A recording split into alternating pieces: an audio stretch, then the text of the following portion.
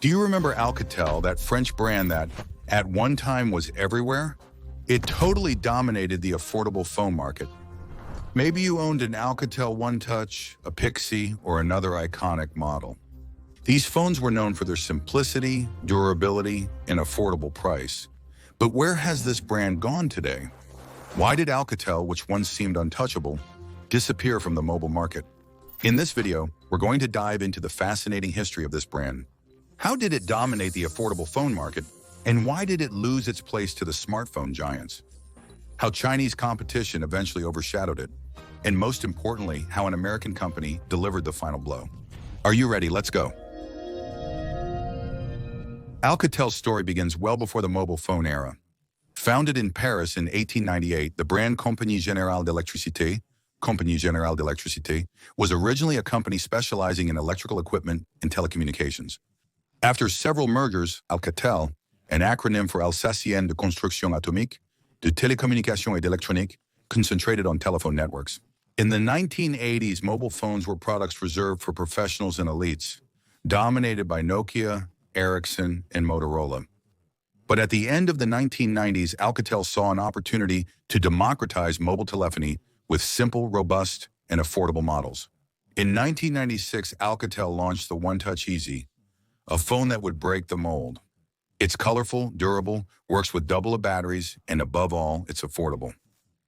Its success is immediate, especially in Europe and Latin America, where it lays the foundation for Alcatel's business model, providing basic low-cost mobile phones in bulk.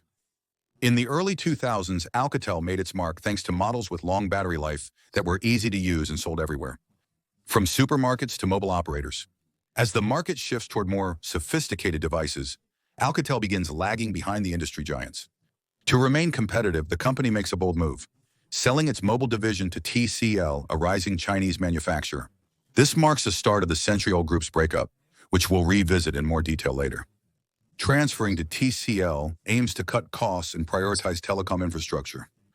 TCL controls phone manufacturing and design, while Alcatel's name remains on sold devices.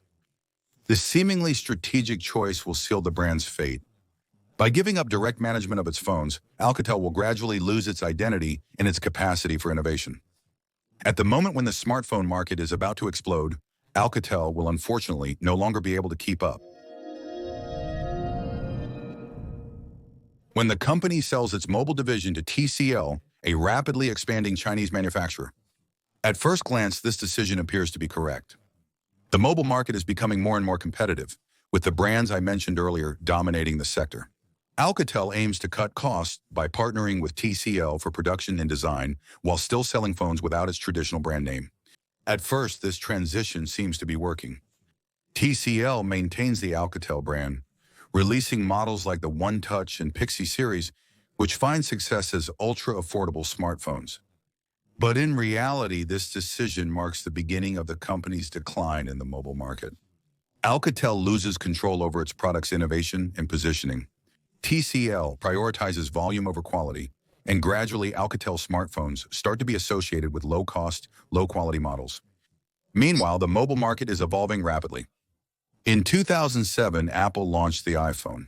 In 2008, Google released Android with manufacturers like High-Tech Computer and Samsung, as previously mentioned if you follow the channel. Consumers' expectations are shifting. They now seek touchscreens, improved performance, and high-end design. Alcatel remains in the entry-level segment, with models lacking power and innovation. TCL's goal is not at all to make it a high-end brand. Consumers are beginning to reject the brand, which is now associated with inexpensive and obsolete phones. Consequently, Alcatel's 2004 strategic choice hinders its transition to smartphones, and it condemns it to become a second-tier brand, while new competitors, even more aggressive and innovative, are about to appear. In 2010, the smartphone market enters a new era. The competition becomes fierce with the arrival of Samsung, which establishes itself as a major player, and Apple, which revolutionizes the industry. But that's not all. Starting in 2013, a new competitor will appear and completely disrupt the low-cost segment. Chinese brands like Xiaomi, Huawei, Oppo, and Vivo. Unlike Alcatel, these companies focus on a value-for-money ratio that is unbeatable. The difference with Alcatel is that instead of selling phones that are just cheap, They offer performance worthy of high-end models at rock-bottom prices. Xiaomi, for example, will include high-resolution screens, powerful Snapdragon processors, and long-lasting batteries in models that are affordable, which will make Alcatel phones completely obsolete.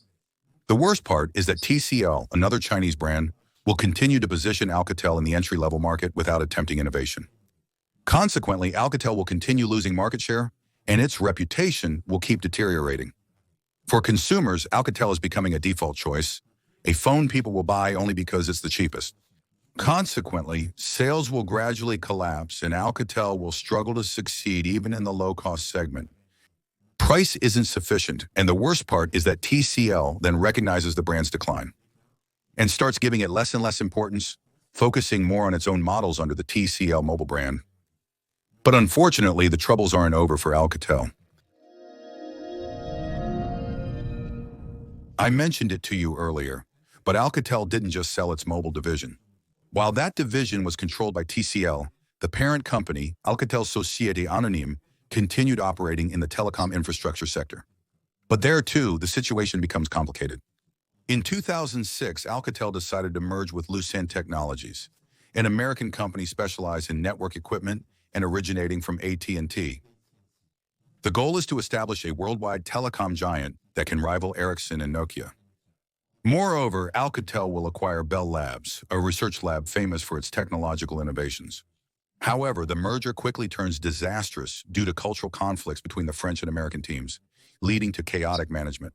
In addition, the telecom sector is undergoing major changes with the arrival of 4G and the rise of Huawei, which offers cheaper and more modern infrastructure.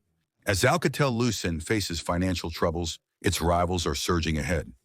In a few years, the company will lose its competitiveness and become heavily indebted. In 2016, Nokia acquired Alcatel-Lucent, ending its independence in the telecom sector and officially concluding Alcatel's existence as an independent company. Nokia, which made an impressive comeback after its decline in mobile telephony, now owns all of Ericsson's legacy network infrastructure, thanks to a well-thought-out strategy, as you can see in the video that's showing.